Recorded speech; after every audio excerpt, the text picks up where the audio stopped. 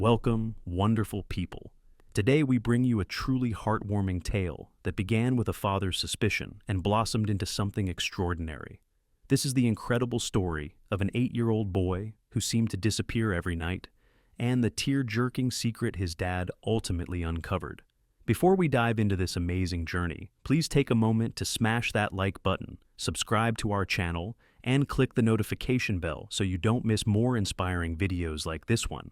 Our story begins in the rural town of Davao City in the Philippines, where 8-year-old Ken Amante lived with his loving parents.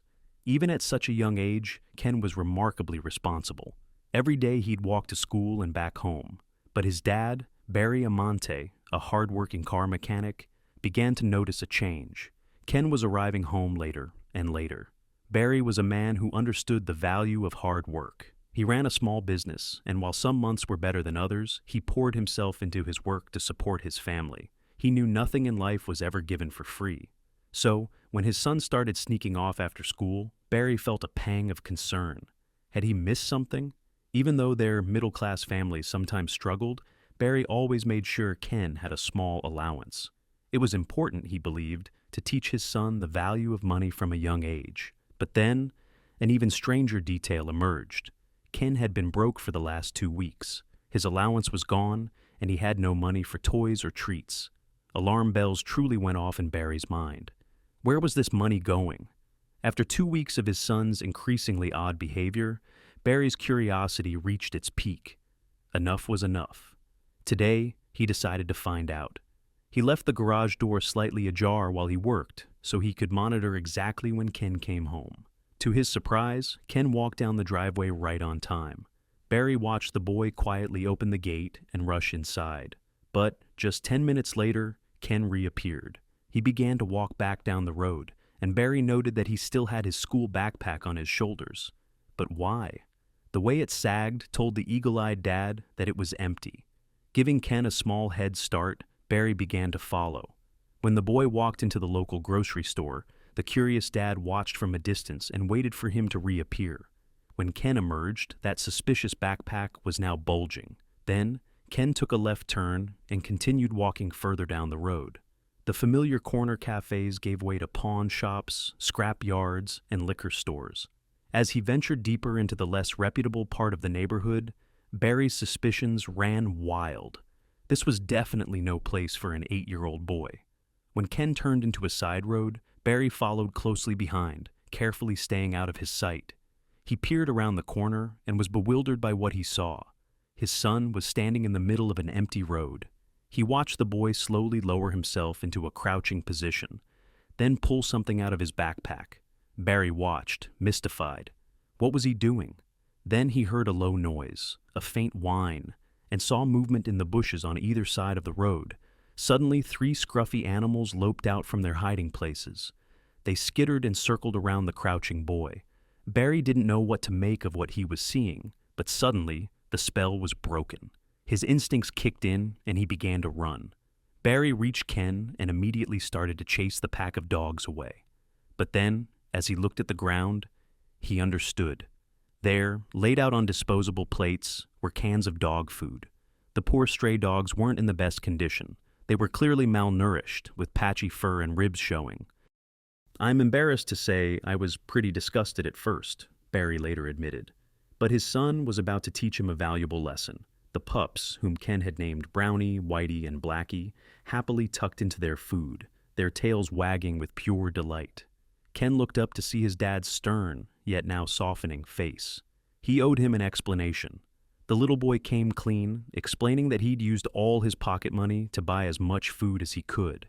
Every day for 2 weeks, he'd come to this very spot to feed the stray dogs. Barry was awestruck. He knew he had to share what he had witnessed. In February 2014, Barry snapped the now famous picture of his son feeding the strays and posted it on Reddit, where it soon caught the attention of animal lovers around the world. "My son changed my perspective entirely," he wrote. He was deeply touched by Ken's selfless actions, but he was also concerned for Ken's health. So the father and son reached a compromise. As the dogs were strays, Barry was worried they carried diseases such as mange. He told his son that he would buy the food for the dogs on one condition: Ken would have to go for a rabies vaccine and carry disinfectant in his backpack. Meanwhile, Barry's post on Reddit was gaining incredible traction. The father and son could never have anticipated the world's response. When Ken told his dad that his dream was to eventually open an animal shelter to look after the neglected animals living on the streets of Davao, Barry initially laughed at his son's extraordinary ambitions. He gently explained that it would take a lot of money, and perhaps 20 years before Ken's dream could become a reality. But then, the internet stepped in. After seeing the overwhelming response to his Reddit post, Barry decided to create a website for Ken called Happy Animals Club. He also allowed Ken to bring Blackie, Whitey, and Brownie home to care for them, and soon, they were running a small shelter right from their garage. Barry helped Ken post updates on his website, and the response was phenomenal. I love animals. I have 1 rescue dog and 2 rescue cats. Ever since I can remember, I wanted to open an animal shelter to help the stray dogs and cats on the streets, shares young Ken on his website. The Happy Animals Club's main goal, he explained, would be to rescue dogs from the city pound. An official at the pound had told them most dogs are put down because only 20 to 30% of owners claim their dogs, and no animal welfare organization was doing anything about it. Donations began to pour in from supporters around the globe. Ken and his dad were able to lease a 1,000 square meter lot for a year, buy building materials, and hire carpenters. After months of hard work, the full-size Happy Animals Club was open for business. The shelter now boasts 2 large pens, 2 apartments, and an annex. Years later, Ken is now a teenager, and he has sustained his passion for helping animals. His no-kill animal shelter and sanctuary have grown even bigger, thanks to the dedicated volunteers who are helping Ken and his family run the shelter. The Happy Animals Club website is still very active, keeping everyone updated on the shelter's progress, the sanctuary's work, and the rescue animals' journeys. But now, the shelter isn't just taking dogs in. Once the proper facilities were built and enclosures erected, Ken also began to rescue kittens and cats from the area. He keeps a complete list of animals up for adoption on his website, ensuring that all his rescues find a loving, forever home.